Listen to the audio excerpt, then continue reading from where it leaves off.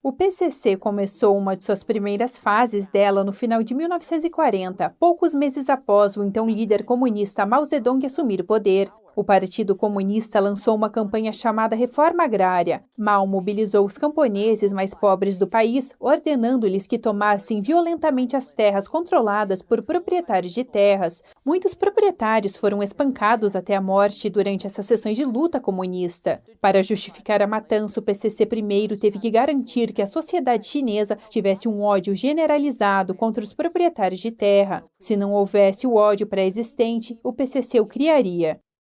O PCC nos ensinou naquela época que os proprietários de terra exploravam cruelmente os camponeses e que os camponeses e os proprietários possuíam uma relação antagônica. Tang Song é o autor de Blood Red Land, uma coleção de entrevistas sobre a campanha de reforma agrária do PCC.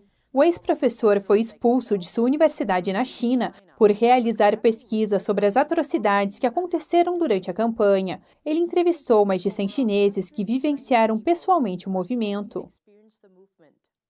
Quando conversamos com os camponeses, descobrimos que a situação verdadeira não era nada parecida com o relato do PCC. Os camponeses preferiam trabalhar para os proprietários do que nas comunas populares do PCC. E todos os camponeses que contatei tinham essa opinião. Estimativas mais altas dizem que 5 milhões de proprietários de terras foram mortos durante a reforma agrária em toda a China. O PCC enviou outros milhões para campos de trabalho, onde muitos morreram. Os proprietários também sofreram mortes dolorosas. Durante a reforma agrária na província de Hunan, em uma vila, 2 proprietários foram pregados até a morte com pregos de ferro. Alguns proprietários foram forçados a cavar suas próprias sepulturas e foram enterrados vivos. Além disso, a terra não foi a única área que o PCC buscou reformar. Em agosto de 1966, um morador de Pequim voltou para sua casa, vindo de sua universidade. Na época, o auge da Revolução Cultural do PCC estava em pleno andamento.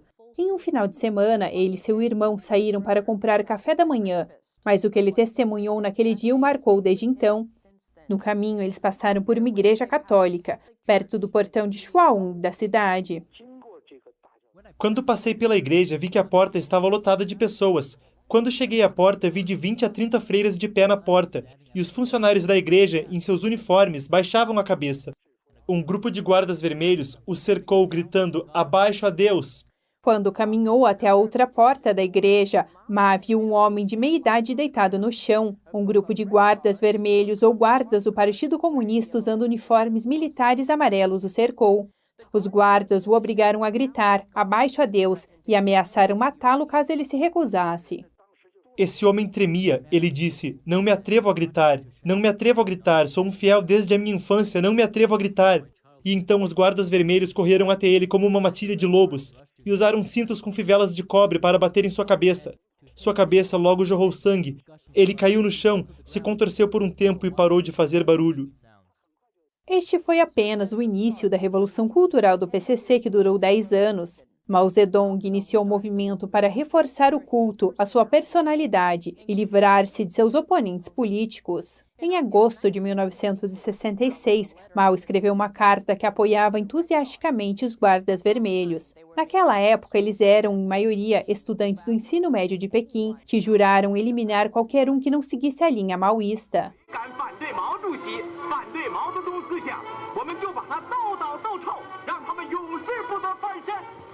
A vice-diretora de uma escola no ensino médio em Pequim foi torturada e espancada no campus por seus alunos e pelos guardas vermelhos por várias horas antes de falecer. Eles usaram o que tornou-se um método de tortura favorito: chicotear pessoas com cintos de couro e fivelas de metal pesado. Mais tarde, este mês foi apelidado de Agosto Vermelho pela série de massacres que se seguiram. E isso não é o pior de tudo. Por mais inacreditável que possa parecer, a China teve casos de canibalismo humano durante a Revolução Cultural. Isso está de acordo com os próprios registros do PCC, contrabandeados para os Estados Unidos. A mídia estatal chinesa também publicou artigos confirmando os relatos. Uma reportagem do New York Times de 1993 chamou a situação de Guangxi os mais extensos episódios de canibalismo no mundo no século passado ou além. Ela explica que esses casos foram diferentes, porque os participantes não eram motivados por fome ou psicopatia.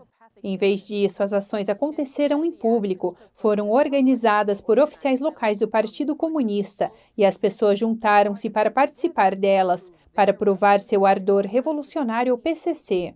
Citando documentos do governo chinês, o jornal relatou que, em algumas escolas do ensino médio, alunos mataram seus diretores no pátio da escola e depois cozinharam e comeram os corpos para celebrar um triunfo sobre os contra-revolucionários. Song Yong-yi é um historiador chinês e professor da Universidade do Estado de Califórnia, em Los Angeles.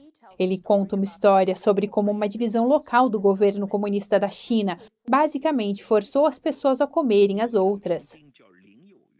Havia um miliciano de baixa patente chamado Lin Jiuyuan.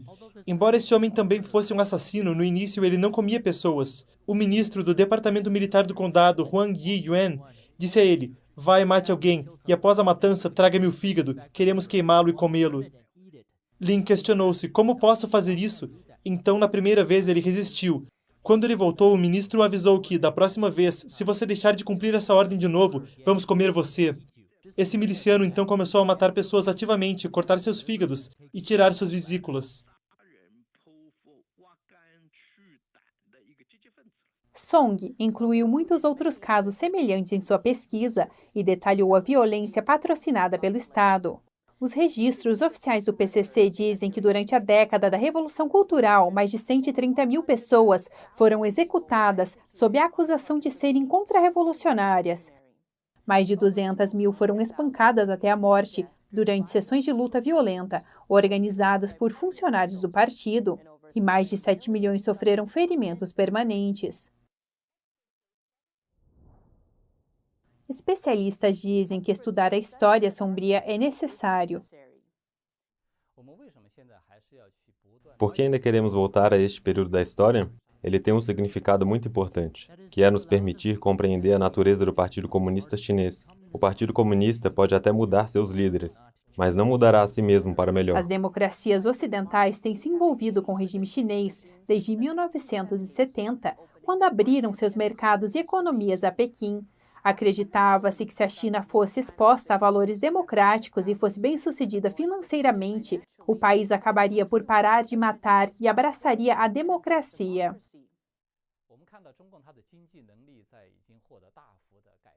Sua história de matança, sua natureza de matança, mudaram depois de o poder econômico da China ter melhorado muito? Não. Por exemplo, ela pôde realizar a perseguição e o massacre em massa de centenas de milhões de praticantes do Falun Gong e realizar até mesmo crimes sem precedentes, como a extração de órgãos. Também implementou políticas genocidas contra os uigures em Xinjiang. Ela continua a perseguir e matar pessoas em grande escala, precisamente porque pôde perseguir pessoas em uma escala maior, após tornar-se economicamente mais poderosa. E agora vemos mais do que isso. Agora vemos que o Partido Comunista Chinês declarou, assumida e abertamente, que vai dominar a ordem mundial. Se for permitido que o PCC replique e espalhe seu modelo para a comunidade internacional, no futuro as mesmas tragédias que aconteceram repetidamente na China continental certamente acontecerão em outros países. Apesar do século de derramamento de sangue provocado por essa ideologia, 36% da geração Y americana dizem aprovar o comunismo, enquanto 70% dizem acreditar que o socialismo, o estágio inicial do comunismo, é uma ótima ideia, isso de acordo com uma pesquisa de 2019.